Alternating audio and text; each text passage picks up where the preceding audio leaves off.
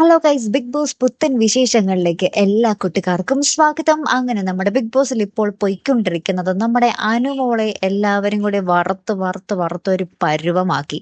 ശരിക്കും പറഞ്ഞാൽ എനിക്ക് മനസ്സിലാവാത്ത കാര്യം, എന്തിനാണ് നമ്മുടെ അനുമോളെ എന്ത് ചെയ്തിട്ടാണ് അവിടെ ശരിക്കും നൂറയുടെയും ആതിരയുടെയും ആ ഒരു കള്ളത്തരം തെളിവുകളോടുകൂടെ തന്നെ എല്ലാ മത്സരാർത്ഥികൾക്കും മനസ്സിലായിട്ടുണ്ട്. എന്നിരുന്നാൽ കൂടിയും നമ്മുടെ അനുമോളോടുത്ത് വന്ന് ഒരു ആശ്വസിപ്പിക്കുന്ന വാക്കോ അല്ലെങ്കിൽ ഒരു സപ്പോർട്ട് ചെയ്യുന്ന ഒരു വാക്കോ പോലും ആരുടെ ഭാഗത്തു നിന്നും ഉണ്ടായിട്ടില്ല. നമ്മുടെ നെവിന് മനസ്സിലായ ഏകദേശം, അക്ബറിനും കാര്യങ്ങൾ മനസ്സിലായി. പക്ഷെ അക്ബർ വന്ന് അങ്ങോട്ട് അനുവിന്റെ അടുത്ത് ഇങ്ങനെ താഴ്ന്നു കൊടുക്കാൻ തയ്യാറല്ല.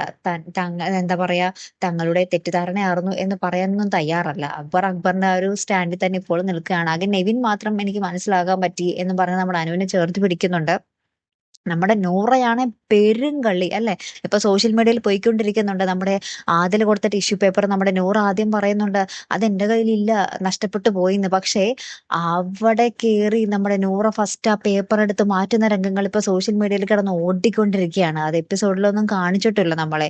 അല്ല, അപ്പൊ നൂറയുടെയും ആദിലയുടെയും എത്രത്തോളം വിഷം ഉള്ളിലുണ്ടെന്ന് നമ്മൾക്ക് പ്രേക്ഷകർക്കെല്ലാം മനസ്സിലായി. അതിന്റെ ആ ഒരു പരിണിത ഫലമായിട്ടാണ് ഫൈനൽ ഫൈവിലേക്ക് കയറാതെ നൂറ പുറത്തേക്ക് പോകുന്നതും. അതെന്തായാലും അടിപൊളിയായിപ്പോയി. പ്രേക്ഷകരെടുത്ത തീരുമാനം അത് പൊളിച്ചു മക്കളെ, അല്ലെ.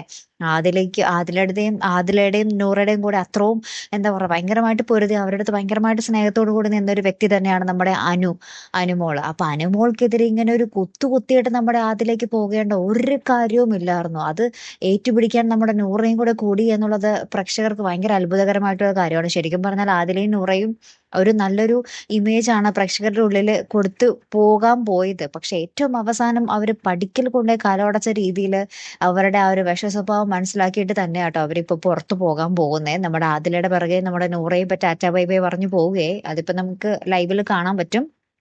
എന്തായാലും അനുമോള്, ഇവരുടെയൊക്കെ പക്ഷെ ഈ ഒരു നെഗറ്റീവുകൾ കാരണം ഉണ്ടല്ലോ, നമ്മുടെ അനുമോൾക്ക് എന്തായാലും ഗുണം മാത്രമേ ചെയ്തിട്ടുള്ളൂ. അനുമോൾക്ക് അപ്പടിച്ചുകൊണ്ട് പോകുന്നത് ഇവരുടെ ആ ഒരു കണ്ണുകൾ കൊണ്ട് ഇവർ കാണാൻ പോകുന്നതേ ഉള്ളൂ കൂട്ടുകാരെ. പാവോട്ടോ, ശരിക്കും പാവത്തം തോന്നും. എല്ലാവരും കൂടി ഇട്ട് പിച്ചി ചീന്ന് ഒരു മനസാക്ഷി പോലും ഇല്ലാതെ ഇടയ്ക്കൊക്കെ നമ്മുടെ ലാലേട്ടൻ പോലും ഇട്ട് വെറുതെ വെട്ടിക്കീറിയിട്ടുണ്ട് നമ്മുടെ അനുമോളെ. മറ്റേ വീക്കെൻഡ് എപ്പിസോഡുകൾ നിങ്ങൾ കണ്ടിട്ടുണ്ടാവും. അനുമോളെ പരസ്യമായിട്ട് ആക്ഷേപിക്കുന്ന പോലെ നമ്മുടെ ലാലേട്ടൻ പോലും ചില വീക്കെൻഡ് എപ്പിസോഡുകൾ സംസാരിച്ചിട്ടുണ്ട്. അതുപോലെ തന്നെയാണ് മത്സരാർത്ഥികളും ചെന്നായ്ക്കളെ പോലെയാണ് എല്ലാവരും കൂടെ നമ്മുടെ അനുമോളെ കടിച്ചു കീറാൻ നിൽക്കുന്നത്, അല്ലെ. അപ്പൊ ഇതിലൊന്നും ഭയങ്കരമായിട്ട് മനസ്സ് പതറി ഭക്ഷണം പോലും കഴിക്കാൻ പറ്റാത്തൊരവസ്ഥയിൽ നമ്മുടെ അനുമോൾ ഇരിക്കുന്നത് നമ്മൾക്ക് ലൈവിൽ കാണുവാൻ സാധിക്കുന്നുണ്ട്. അപ്പൊ അവിടെയൊക്കെ സാന്ത്വനമായി മാറുന്നത് നമ്മുടെ ലക്ഷ്മിയാട്ടോ. ലക്ഷ്മി എന്തായാലും റീ എൻട്രിയിൽ അടിപൊളിയായിട്ടുണ്ട്. ലക്ഷ്മി നമ്മുടെ അനുമോളെ കട്ട സപ്പോർട്ട് ചെയ്ത് അനുമോൾക്ക് ആ ഒരു പിന്തുണയുമായിട്ട് പുറകെ തന്നെയുണ്ട് നമ്മുടെ ലക്ഷ്മി.